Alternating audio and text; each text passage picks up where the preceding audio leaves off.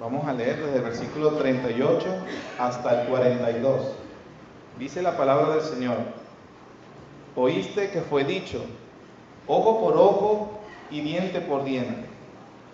Pero yo os digo, no resistáis al que es malo. Antes, a cualquiera que te hiere en la mejilla derecha, vuélvele también la otra. Y al que quiera ponerte en pleito y quitarte la túnica, déjale también la capa. Y a cualquiera que te obligue a llevar carga por una milla, ve con el 2. Al que te pida, dale.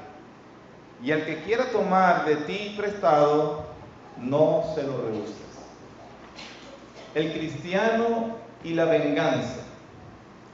En el Sermón del Monte que hemos estado ya estudiando por varias semanas, entramos en esta sección importantísima para nuestra vida práctica.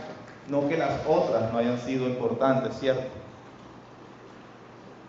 Los versículos 43 al 48 sobre el trato hacia los enemigos, si el Señor así quiere y lo permite, los veremos la próxima semana. El día de hoy estaremos considerando cuál es la respuesta que debe tener un cristiano con aquellos que le agreden. Este pasaje, mis hermanos, y ha sido mi oración toda la semana, es uno de los dos pasajes más mal interpretados del Sermón del Monte. No de toda la Biblia, sino del Sermón del Monte. El otro pasaje está en Mateo 7:1, cuando el Señor enseña a que no debemos juzgar. Pero este, junto con ese, probablemente son los dos pasajes más mal interpretados en la historia de la iglesia. En esta parte que acabamos de leer, el Señor trata con un aspecto muy delicado en nuestra vida, un aspecto que es muy sensible en la vida humana, y es cuando nos sentimos agredidos o amenazados. ¿Cómo se supone que debe actuar un cristiano cuando es ofendido? ¿Cómo se supone que debe actuar alguien, un cristiano, cuando nos vemos abusados por otro? ¿Cómo se supone que nosotros debemos reaccionar?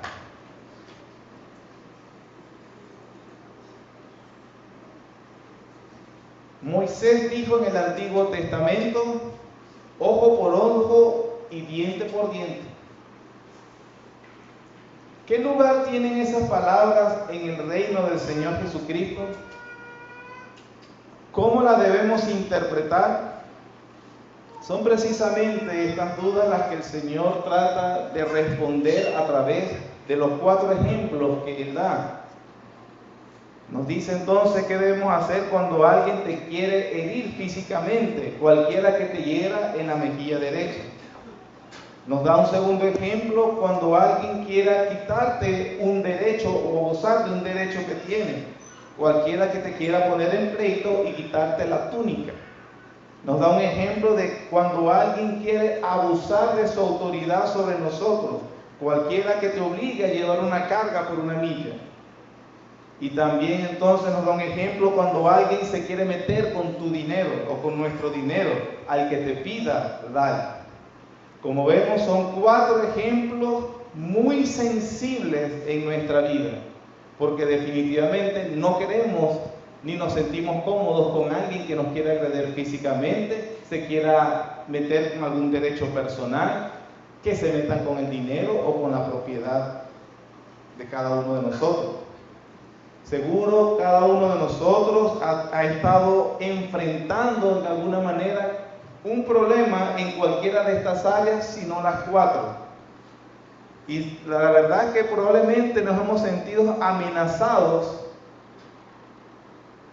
y también naturalmente es tener el impulso de protegernos y defendernos. Pero hay algo más.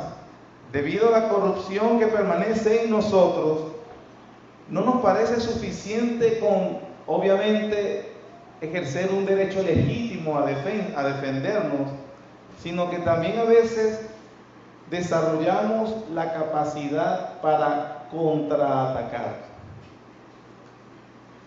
No basta con defenderme de aquel que quiera abusar de mí, sino que en verdad debo herirlo. Esa persona debe entender que yo no soy ningún tonto. Esa persona debe entender que fue un error haberte metido conmigo. ¿Qué debe hacer un cristiano cuando se siente abusado en, por ejemplo, una de esas 4 áreas? Pero antes, hermanos, de considerar la enseñanza directa de nuestro Señor Jesús, es muy importante tener en cuenta 3 pautas para interpretarlas. 3 pautas para interpretar esta sección del Sermón del Monte. Quiera el Señor que se las grabe y las comprenda.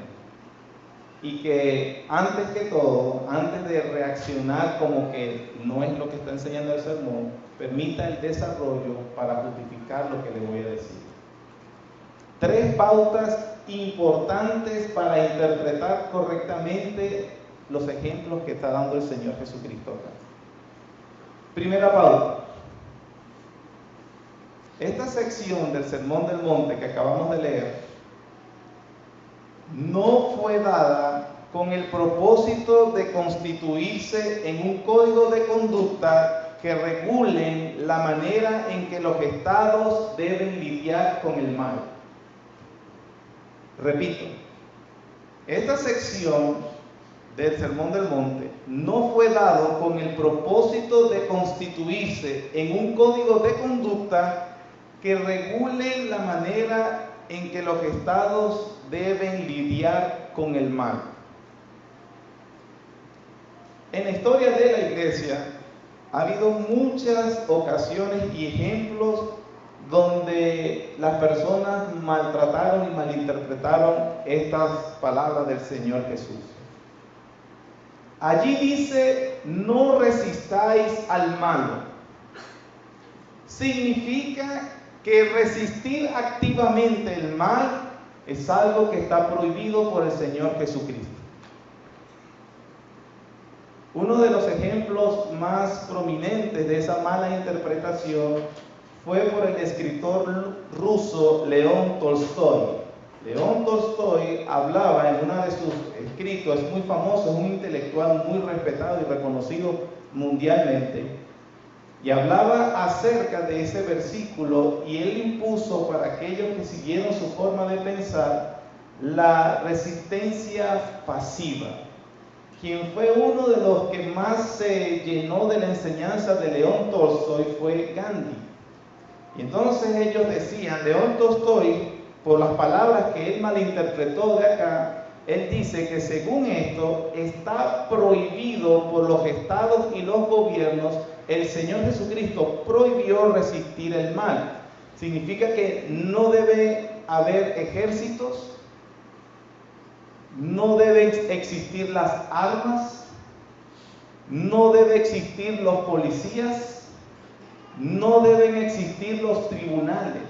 ¿Por qué? Porque el ejército, las armas que se le da a la autoridad civil, los policías, los tribunales, son instituciones para precisamente resistir el mal en la sociedad. Pero como Jesús dijo: no resistáis al malo, entonces está prohibido ejecutar ese tipo de defensa contra el mal. ¿Y eso es lo que enseña la Biblia? ¿Sabe que en la actualidad hay muchos cristianos que piensan realmente así y precisamente influenciados por este tipo de pensamiento? Ellos ven en Gandhi casi que el mejor ejemplo de cristianismo para la actualidad. Pero ¿sabe qué, hermanos? La imagen que el Señor está instaurando en su vida, si eres cristiano, no es la de Gandhi, es la del Señor Jesucristo. Y Gandhi no se parecía en nada al Señor Jesucristo. Así que las palabras del Señor Jesucristo no pueden ser interpretadas para hablar en cuanto a no resistir el mal, o como una prohibición para que nosotros no podemos de alguna manera, cuando vemos un tipo de mal desarrollándose frente a nosotros, no actuar, porque Dios dijo, el Señor dijo, no resistáis al mal. Es decir, que si yo encuentro o un ladrón entra a mi casa o alguna persona, yo veo que va a robar, la Biblia dice, no resistáis al mal. Entonces, a pesar de que pudiera tener la posibilidad de detenerlo, no puedo, porque Jesús me prohibió resistir el mal. ¿Es eso lo que está enseñando el Señor Jesús? Entonces eso no es una primera pauta, no es un código de conducta para los estados, y de hecho la Biblia dice en Romanos capítulo 12 que el Señor, Pablo hablando en aquel tiempo de la espada o el arma que utiliza la autoridad civil para imponer obviamente la justicia como rol que Dios le dio, es un don y un ministro de Dios. Entonces no puede ser lo que acabamos de decir. Segunda pauta. Esta sección del Sermón del Monte no es un catálogo detallado para decirnos cómo debe actuar un cristiano en toda circunstancia cuando se enfrente a alguien que le quiera hacer daño. Segunda pauta. No es un código de conducta, un catálogo detallado para decirle al cristiano cómo debe actuar en toda circunstancia cuando se enfrente a alguien que quiere hacerle daño. Ustedes recordarán, por ejemplo, el problema que tenían los fariseos, que lo estuvimos tratando cuando hablaba de no matar y cuando hablaba de no adulterar. Los cristianos hoy en día también pecan y caen en el mismo error de un literalismo inconsecuente. En aquella ocasión los fariseos, o el Señor critica de los fariseos que dice, ahí dice no matarás. Es decir, yo estoy violando la ley de Dios cuando le quito la vida a esa persona. Pero mientras yo haga otro tipo de maltrato y todavía sigue vivo, entonces yo no he transgredido la ley de Dios. Esa es la interpretación de esos textos, ¿verdad que no? Ahí dice no adulterarás. Eso significa que yo no voy a ni de codiciar a la mujer del prójimo. Bueno, que yo estoy casado, pero entonces me divorcio y me caso con ella que está soltera y no adulteré. Porque ahí dicen adulterar es estar con alguien que no es mi esposa. Me divorcio y listo. No, eso no es lo que estaba enseñando. Había un principio detrás de las palabras que el Señor estaba diciendo. De igual manera, en la segunda pauta que debemos tener al leer las palabras del Señor Jesús, no significa que es un catálogo detallado para decirnos cómo actuar en toda circunstancia. Ahí dice, el que te pida, dale.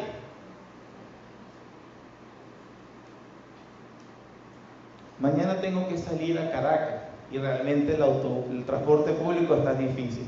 Hermano, ¿me presta su carro para ir a Caracas mañana? Al que te pida, dale. Acabas de cobrar la quincena y en esta situación donde el dinero realmente está bastante justo, hermano, necesito que me preste lo que acabas de cobrar. Ahí dice, el que te pida, dale.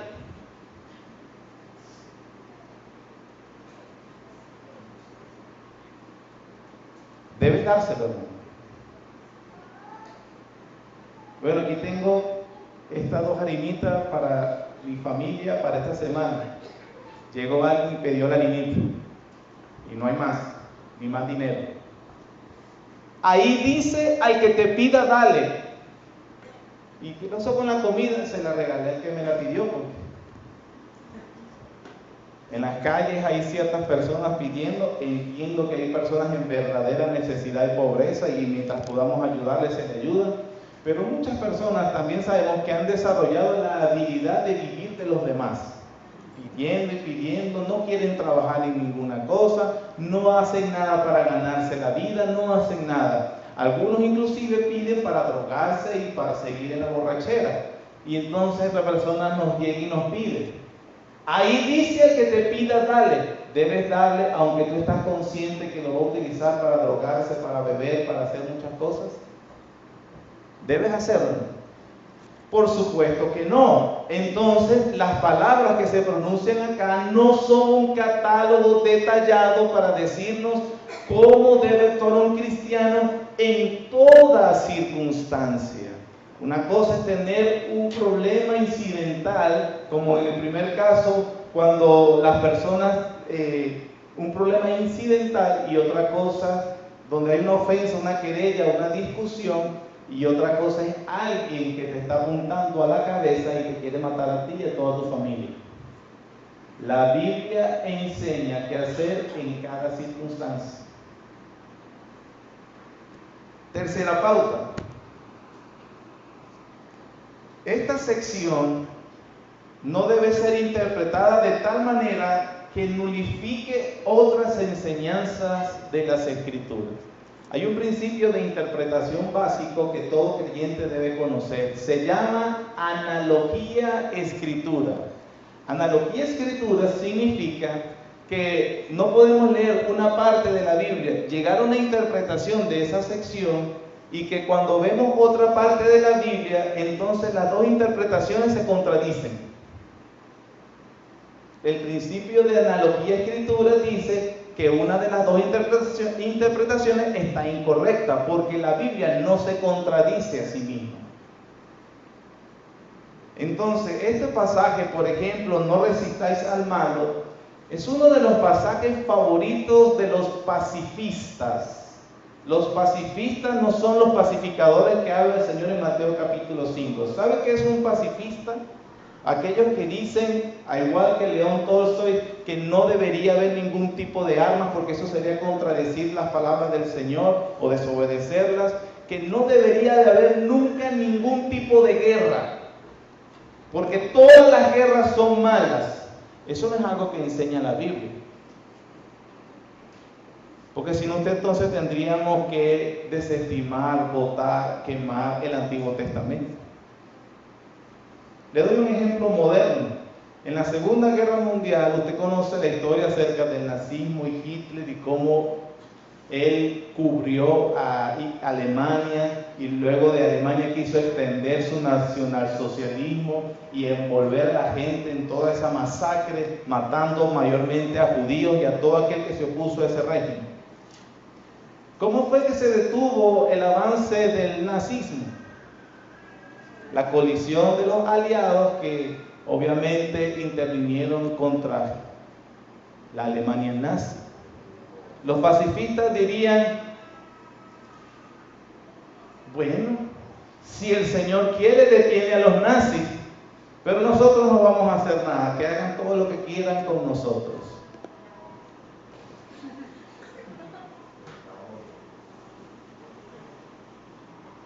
Entonces la Biblia no puede decir eso. Allí dice, al que te golpee la mejilla derecha, ponle la otra.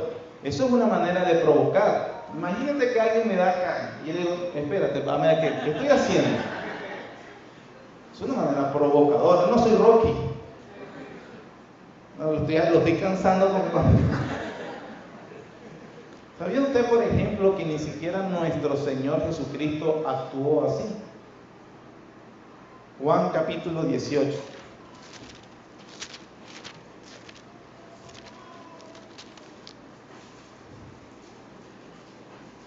Versículos 19 al 23. Dice, el sumo sacerdote preguntó a Jesús acerca de sus discípulos y de su doctrina. Jesús le respondió, yo públicamente he hablado al mundo, siempre he enseñado en las sinagogas y en el templo, donde se reúnen todos los judíos, y nada he hablado en oculto. ¿Por qué me preguntas a mí? Pregunta a los que han oído, ¿qué les haya yo hablado? He aquí, ellos saben lo que yo he dicho. Cuando Jesús hubo dicho esto, uno de los alguaciles que estaba allí le dio una bofetada, diciendo, ¿Así respondes al sumo sacerdote? Jesús le respondió: si he hablado mal, testifica en qué está el mal. Y si bien, ¿por qué me golpeas? Es verdad que el Señor no le respondió con una bofetada o algo así. Eso obviamente no estamos diciendo que debemos responder con la bofetada.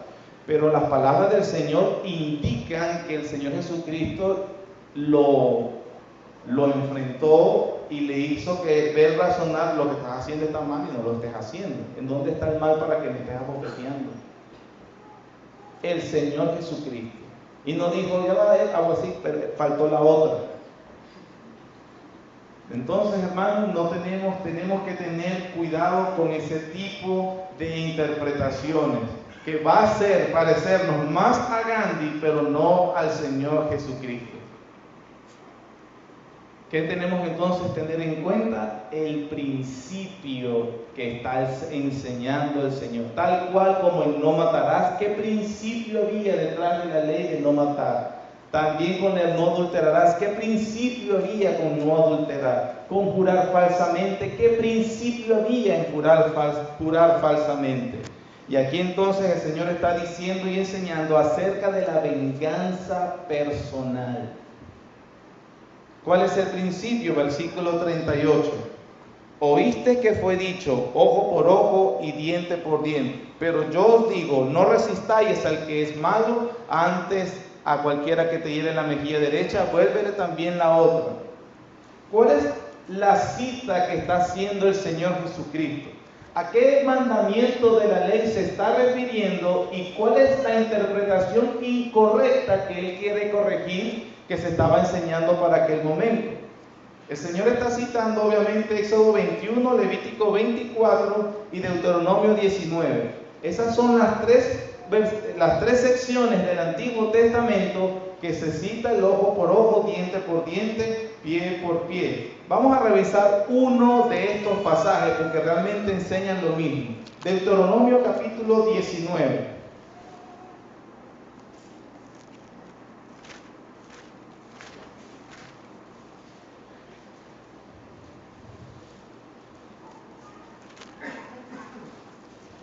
Vamos a leer desde el versículo 15 al 21.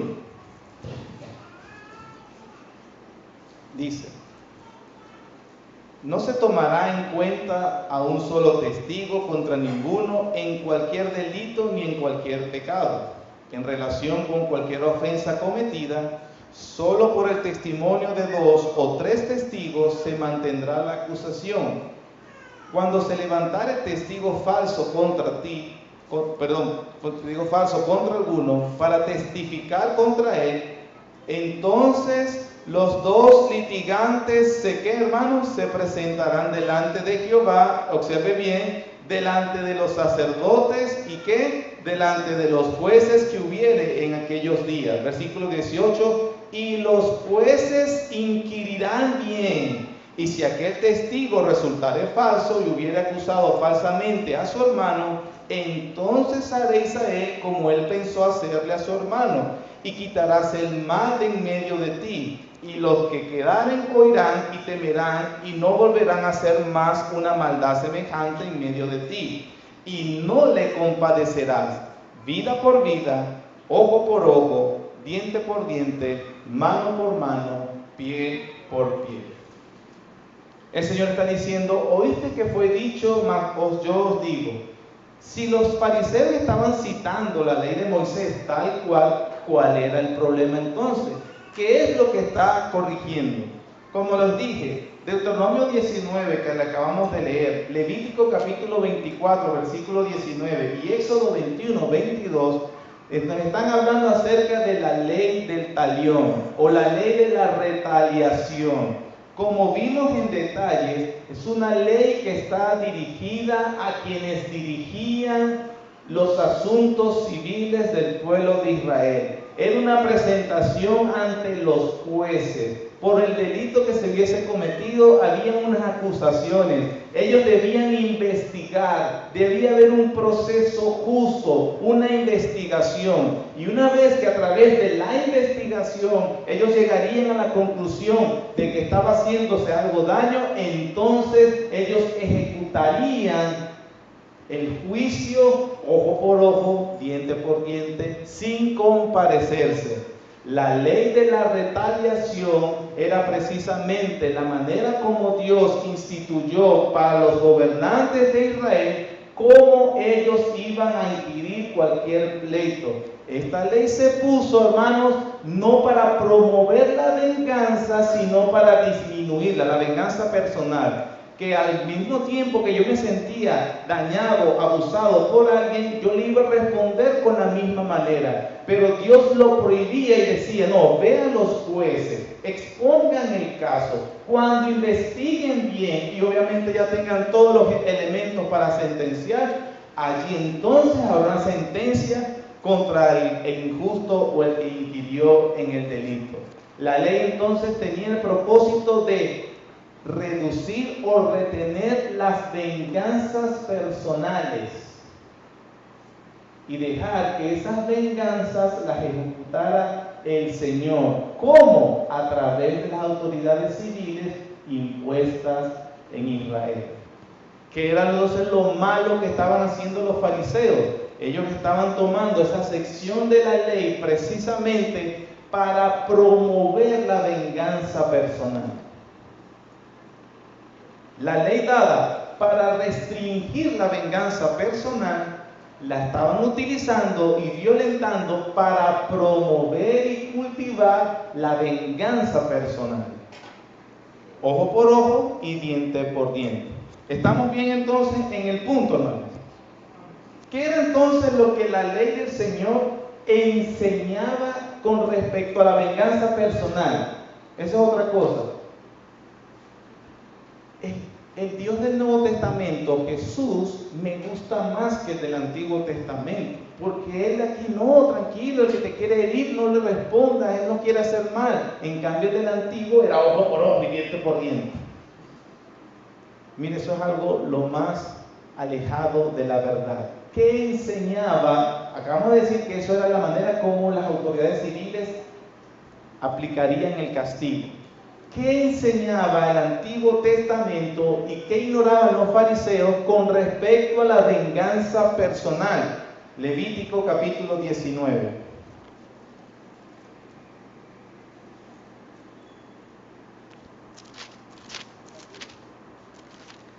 Versículos 17 y 18 dice: no aborrecerás a tu hermano en tu corazón, razonarás con tu prójimo para que no participes de su pecado.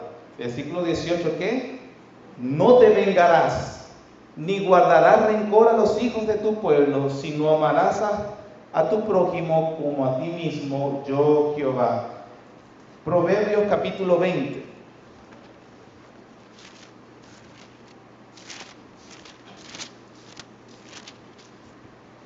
Versículo 22. No digas, yo me vengaré. Espera a Jehová y Él te salvará. Proverbios capítulo 24. Estamos leyendo el Antiguo Testamento, hermano, no es el Nuevo. Ese es el Antiguo Testamento. Proverbios capítulo 24, versículo 29. No digas, como me hizo, ¿qué? Así le haré. Daré el pago al hombre según su obra. ¿Qué está prohibiendo el Señor en el Antiguo Testamento? No te vengues de manera personal. Capítulo 25 de Proverbios, versículos 21 al 22. Proverbios 25, versículos 21 al 22. Si el que te aborrece tuviere hambre, ¿qué?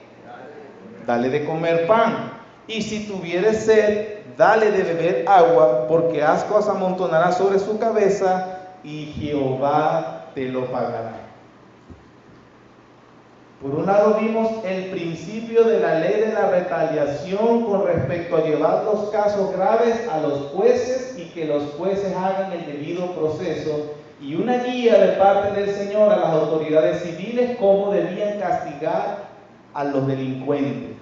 Que esa ley precisamente debía castigarse según la gravedad del delito, ojo por ojo, diente por diente. Los jueces, las autoridades correspondientes ejecutarían el juicio de Dios.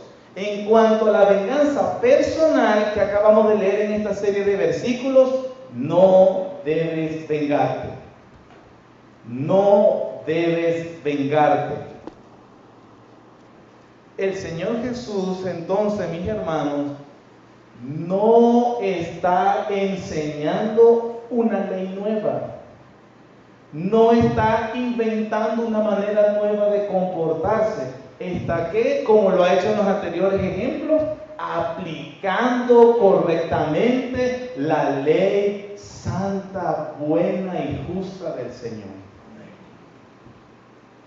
Entonces no es que antes era muy malo y ahorita es más bueno. Siempre ha sido bueno, pero también justo. ¿Y qué estaban haciendo los fariseos y escribas como en otras ocasiones? Manipulando la ley para promover sus actitudes vengativas, rencorosas, violando la ley del Señor. Entonces, ya tenemos claro cuál era el principio, qué enseñaba la Biblia en las venganzas personales. Entonces tenemos claro que el Señor no está enseñando algo nuevo. Así que, como el Señor dice, como un israelita anteriormente se sentía abusado, violentado, habían cometido contra él un delito, no te vengaras personalmente, pero podía ir a las autoridades civiles y denunciar lo que se estaba haciendo. Entonces, no resistáis al malo, no puede ser una regla absoluta de que usted nunca va a resistir al mal cuando tiene poder para hacerlo. Ya que tenemos entonces claro qué es lo que está enseñando el Señor, corrigiendo el punto de vista de los fariseos que veían en la ley el permiso para vengarse personalmente, lo que está enseñando Cristo que es que evitemos el espíritu vengativo que nos mueve a desear y procurar el mal de aquellos que nos han causado algún mal. Evitemos el espíritu vengativo y rencoroso que procura producir un mal a aquellos que nos han hecho en mal. No debemos ser personas movidos a actuar por el resentimiento y el odio. No es lo mismo defenderse en un momento de peligro a descargar toda la ira que nos produce la ofensa de alguien. ¿Ustedes pueden ver la diferencia? No es lo mismo defenderme en un momento incidental a maquinar el daño que le voy a devolver a una persona que ha abusado de mí y descargarle entonces toda la ira que me produce el trato injusto que me han dado. ¿Podemos ver la diferencia? Teniendo en cuenta entonces la diferencia y el principio, ahora veamos brevemente los 4 ejemplos que nos da el Señor. Primer ejemplo, está en el versículo 38.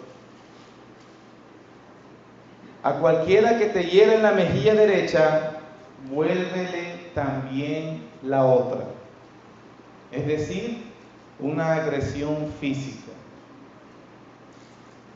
Con todo lo que hemos dicho, debe ser obvio entonces, hermanos, que esa agresión física cerca de la mejilla derecha que el Señor está poniendo como ejemplo, entendemos que la agresión que se está recibiendo no es una agresión que pone en peligro la vida, sino que es una provocación. Hay otra cosa cultural que debemos aclarar. En aquel tiempo las personas para hacer una provocación y una humillación daban una bofetada. Hoy también las dan, pero obviamente ya sabemos que así no se deben tratar los hombres educados ni las mujeres educadas. Pero ¿qué es lo que está diciendo acá? Es una provocación. Cuando te provoque. Note que el ir con la mejilla o bofetear en la mejilla no es lo mismo que querer matarte a ti y a toda tu familia. Es una provocación que busca humillar al que es ofendido. Es alguien que busca pisar nuestro honor y la dignidad. El primer impulso que uno tiene cuando recibe una humillación, ¿cuál es, hermano? Devolverle la misma humillación. Eso el Señor lo prohíbe. Cuando sea una humillación o alguien que quiera cuestionar tu dignidad, de una manera, por supuesto, que no sea para cuestionar la fe, ese es otro proceso, ¿no? Cuando el Señor entró en el templo y vio los mercaderes manchando y trayendo oprobio el nombre del Señor Jesucristo. Bueno, se fue a un rincón y se puso a pensar y meditar: ay, Señor, no se puede hacer nada. Mira cómo tienen tu nombre en oprobio. No debo resistir al mal, debo poner la mejilla derecha. ¿Hizo eso el Señor? ¿Qué hizo el que está hablando estas palabras? Tomó un azote de cuerdas y lo sacó. ¿Ve que no se parece a Gandhi? En ese momento era el honor de Dios el que estaba en juego. Y Cristo, ni ningún cristiano lo debe permitir.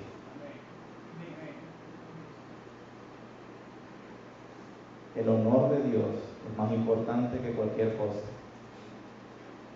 Y no podemos dejar que se blasfeme su nombre sin nosotros hacer nada. O por lo menos manifestar. No estamos de acuerdo con eso. Pero cuando se ofendió a él personalmente, el Señor cayó. ¿Es la diferencia? Cuando alguien quiere entonces ofendernos o recibir un agravio, en vez de devolver mal por mal, debemos restringir el impulso natural a vengarnos, prohibido por el Señor. En ciertas ocasiones, el discernimiento espiritual y la madurez espiritual nos dicen y nos deben indicar cuándo, obviamente, no responder o cómo responder también. Es una gran diferencia. ¿Me estoy explicando? Lo estoy haciendo lento porque son detalles importantísimos. 1 de Corintios capítulo 6.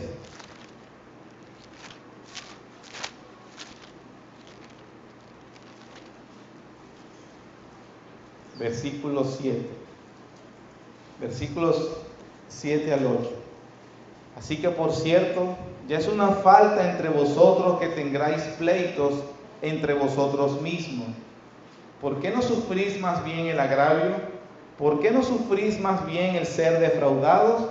Pero vosotros cometéis el agravio y defraudáis. Y esto a los hermanos. Las preguntas de Pablo son: ¿pero con quién estoy hablando yo?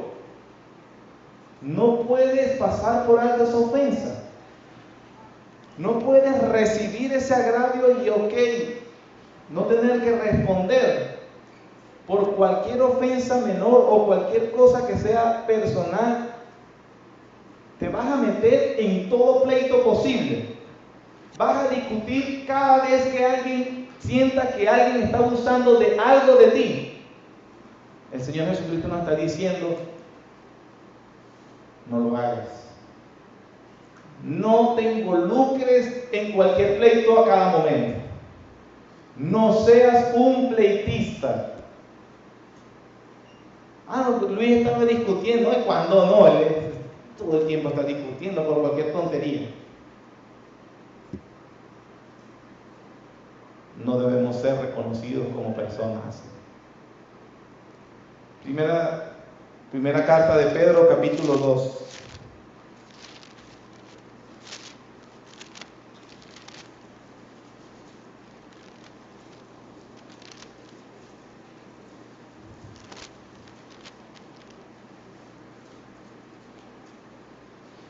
Versículo 21. Pues para esto fuisteis llamados, porque también Cristo padeció por nosotros, dejándonos ejemplos para que sigáis su pisada, el cual no hizo pecado ni se halló engaño en su boca, que cuando le maldecían, no respondía con maldición, cuando padecía no amenazaba, sino que encomendaba la causa al que juzga justamente. Ejemplo de nuestro Señor Jesús. ¿Qué nos está diciendo cuando dice, cuando te den en la mejilla derecha y devuelve la otra? No está diciendo que literalmente le digas que te golpee la otra, sino que no respondas de la misma manera. No caigas en la provocación y no tienes que responder de la misma manera. En casos particulares. Segundo ejemplo, de Mateo capítulo 5, versículo 40. Y al que quiera ponerte en pleito y quitarte la túnica, déjale también la capa. Se habla a veces, nuevamente, está muy ligado a la anterior forma de hablar judía, repetir la misma idea o reforzarla, sobre pelear sobre un derecho. Dice, cuando te quieren quitar la túnica, déjale también la capa. Dos prendas básicas de la vestimenta judía. La túnica era algo, vamos a decir, como lo que entendemos como el saco, que se usaba un poquito más largo de la rodilla según la posición económica de la persona, porque eran costosas, y según el tipo de tela eso indicaba que tenía obviamente más dinero que otros. Los pobres también usaban una túnica, probablemente la única túnica.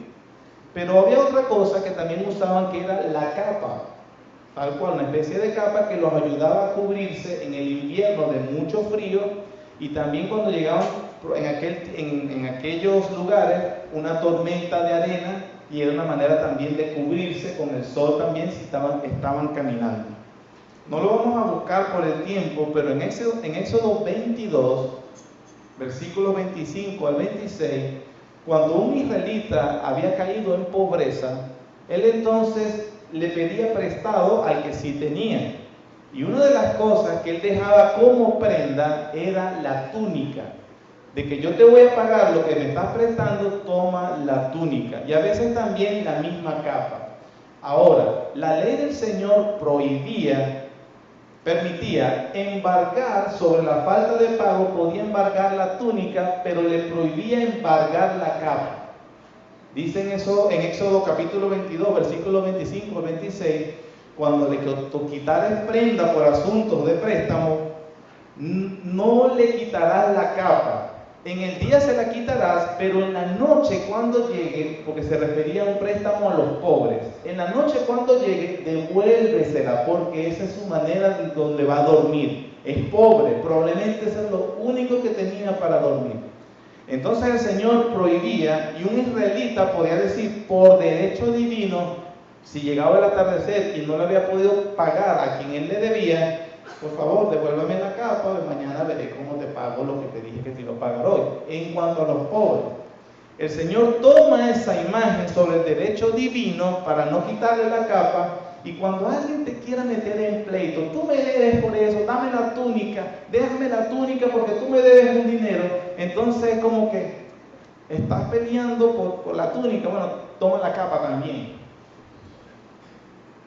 ¿Me estoy explicando?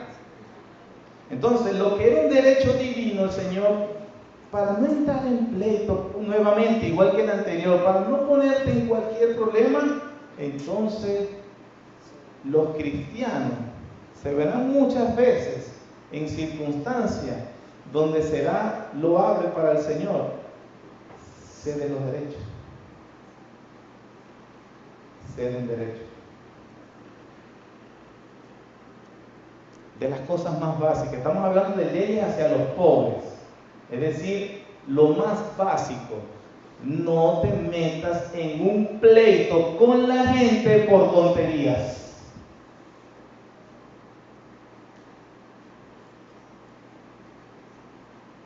Si contáramos realmente todas las discusiones que tenemos y empezáramos a discernir, ¿en verdad qué problema era importante? ¿Qué no?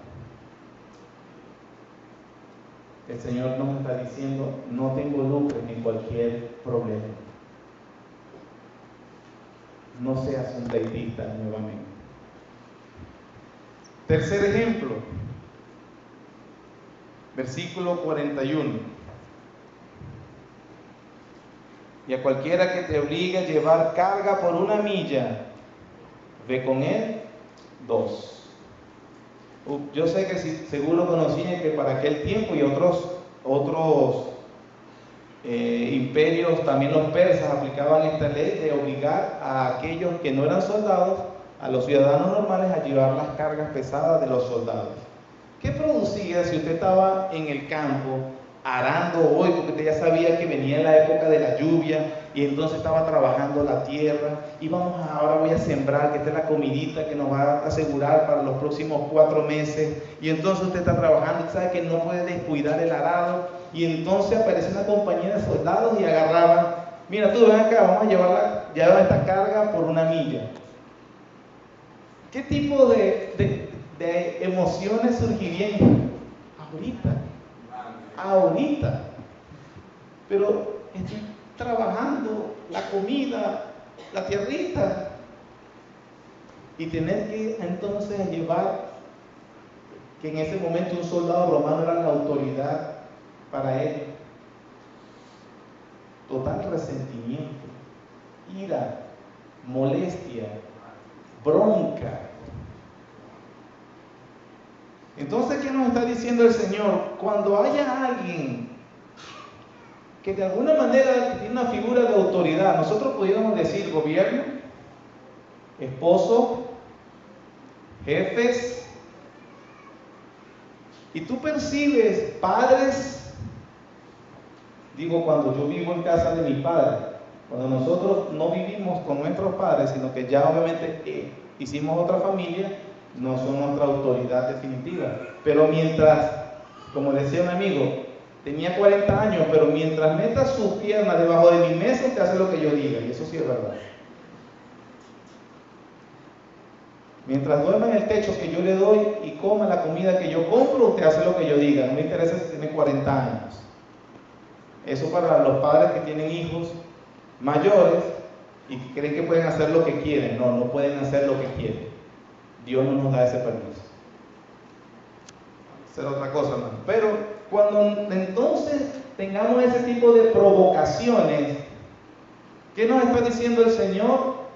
Evita el resentimiento y la ira contra esa figura de autoridad. 2 textos. Tito capítulo 2.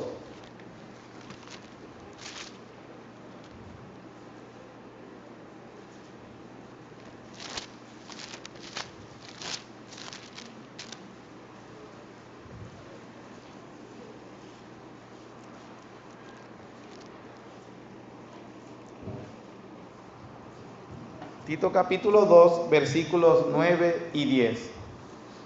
Exhorta a los siervos que se sujeten a sus amos, que agraden en todo, que no sean respondones, no defraudando, sino mostrándose fieles en todo, para que en todo adornen la doctrina de Dios nuestro Salvador. Usted ha conocido, a lo mejor no es usted, pero usted ha conocido a alguien que es un respondón. Alguien que cuestiona todo. Le voy a dar 2 consejos, mis hermanos, si usted siente que en el lugar donde usted trabaja abusan de usted. Y entonces, pero yo no me voy a dejar, porque lo otro, los derechos y esto y lo otro, me quitan el tiempo, y a los demás no le piden la misma carga, es a mí porque yo soy cristiano, es porque soy tonto y me están provocando. 2 cosas. La Biblia le dice, no responda y haga lo que debe hacer, siempre y cuando sea legítimo, por supuesto, no una inmoralidad ni algo en contra de Dios. Pero usted siente que abusan mucho de usted, busque otro trabajo. Pero no responda. Váyase en paz. Pero mientras sigue allí, el Señor le da instrucción. Y adorne la doctrina de Dios. O usted la adorna o usted tropieza. Usted sabe qué dice la Biblia acerca de eso. El otro ejemplo, por ejemplo, ya un caso más personal, que es más familiar, está en Primera de Pedro, capítulo 3. Vean cómo estoy usando las cartas para explicar las palabras del Señor Jesús. Esa es la manera de interpretar la Biblia, hermano.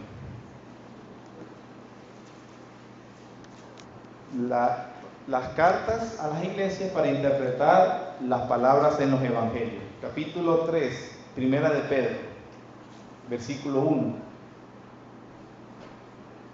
Asimismo, vosotras mujeres, estad sujetas a vuestros maridos, para que también los que no creen a la palabra sean ganados sin palabras, como hermanos, por la conducta de sus esposas, considerando vuestra conducta casta y respetuosa. Vuestro atavío no sea el externo de peinados ostentosos, de adornos de oro o de vestidos lujosos, sino el interno, el del corazón, en el incorruptible ornato de un espíritu afable y apacible, que es de grande estima delante de Dios. ¿Qué es lo que el Señor dice? ¿Cómo debe responder una mujer a su casa? ¿Cómo será una manera muy apropiada de evangelizarlo?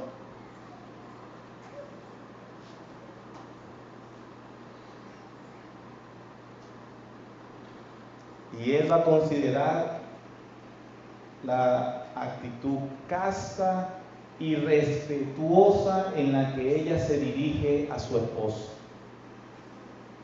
¿Sabe que, por ejemplo, uno puede ver que hay damas que le hablan a su esposo como si fueran su mamá? Es una falta de respeto gravísima, hermanos.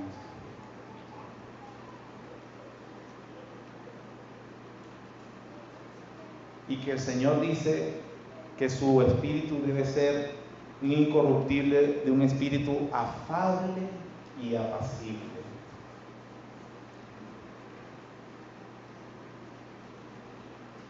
Y si el Señor quiere, ellos vendrán a la salvación. ¿Estamos entonces entendiendo el principio, hermano? Dígame que sí o no. Último ejemplo del Señor Jesús. El cuarto ejemplo. Al que te pida, esto es cuando nos quieren abusar del dinero. Al que te pida, dale. Y al que quiera pedir de ti prestado, no se lo rehuses. Pareciera que cambió el tema. Estamos diciendo que el Señor está corrigiéndonos sobre el espíritu vengativo. Los otros tres ejemplos parecen ser momentos que provocan la venganza. Me hirió la mejilla, me quiso quitar lo que es mío por derecho, me está obligando o está abusando de su autoridad para obligarme a hacer cosas que yo no quisiera hacer en este momento. Y de repente, al que te pida, dale. ¿Qué tiene que ver con eso, con el espíritu de resentimiento que le provoca a uno cuando se está abusado? Por supuesto, él no cambió el tema. Significa que aquellas personas que abusan de nosotros, como dice, la vida da muchas vueltas y a veces entonces las tenemos ahora pidiéndonos algo. ¿Qué debe ser un cristiano? Así te quería ver. Tú eres el que me ha estado fastidiando la vida todo este tiempo.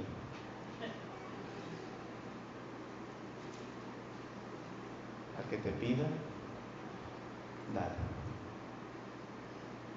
No es entonces que a todo el que me pida dinero yo tengo que dárselo. Vean el Salmo 112, versículo 5.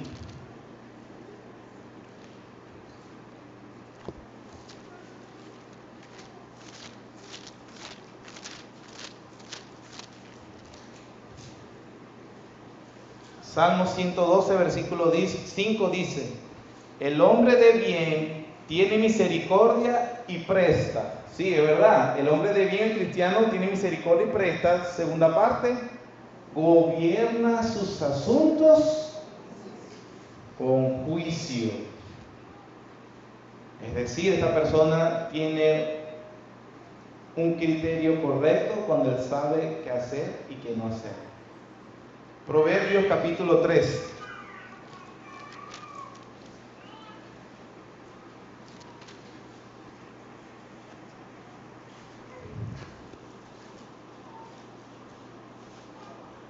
Versículo 27. No te niegues a hacer el bien a quien es debido. ¿Cuándo qué, hermano? Cuando tuvieres poder para hacerlo. Entonces no es una regla universal para que cada vez que alguien pida, y de hecho a veces abusando, tú tienes que darle y soltarle todo. No, el Señor te ha llamado a ser un administrador de las cosas que Él te ha dado, y habrá momentos en que no hay para esa ayuda, pero habrá momentos, solo lo sabes tú en tu conciencia, de que sí puedes ayudar y negarás la ayuda. Entonces, por ejemplo, la Biblia dice, el que no trabaje, que no coma. No quiere ganarse el dinero para poder comer, entonces no esté pidiendo para comer. El cristiano, lo que está diciendo el Señor Jesús no puede ser un catálogo universal para que cada vez que alguien te pide algo, tú a juro tienes que dárselo. No es así.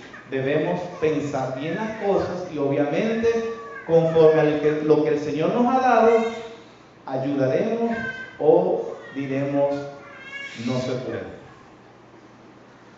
Pero todo esto, hermanos, los 4 ejemplos, tratan precisamente de ocasiones que nosotros debemos reprimir y manipular, o abstenernos del espíritu rencoroso y vengativo. No responder de la misma manera. La Biblia dice, no seas vencido de lo malo, sino vence con el bien al mal. ¿A quién le dijo el Señor estas palabras? Contexto. Pero ¿cómo es que yo me voy a ver abusado, agredido, y no voy a responder en toda ocasión así? Eso es imposible. Lo natural es defenderme. Lo natural es que le responda.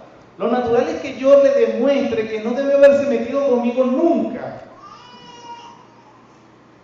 Porque te es necesario nacer de nuevo. De lo contrario, no puedes vivir según las palabras de nuestro Señor Jesucristo. Bienaventurados los pobres en espíritu, porque ellos serán saciados. Bienaventurados aquellos que se han dado cuenta de su incapacidad para agradar a Dios y que han venido en arrepentimiento y fe, han recibido el perdón de todos sus pecados, han sido transformados a una vida nueva y ahora ellos, por lo que hace el Señor en sus vidas, pueden vivir conforme a lo que dice su preciosa palabra. Quiero decirle, más allá de acusarle, es que si usted puede ver todo lo que está diciendo el Señor Jesús y reconocer entonces que usted no ha podido vivir a la altura del estándar del Señor, no importa cuánto tiempo usted tiene yendo a la iglesia, yo le quiero decir que usted no es cristiano. Si usted está oyendo lo que está diciendo el Señor Jesús y la primera reacción es decir, no, yo no puedo vivir así y no me parecen esas conclusiones, no se preocupe, no viva así, pero yo le quiero decir, usted no es cristiano. No importa si nació en la iglesia, no importa si viene todos los domingos, no importa si usted da dinero o no lo da, no importa si usted ayuda a la gente o no la ayuda, no importa si es un madre, padre, esposo o esposa, usted no ha nacido de nuevo. Para venir al reino de Dios, te es necesario nacer de nuevo. El Señor nos ayude.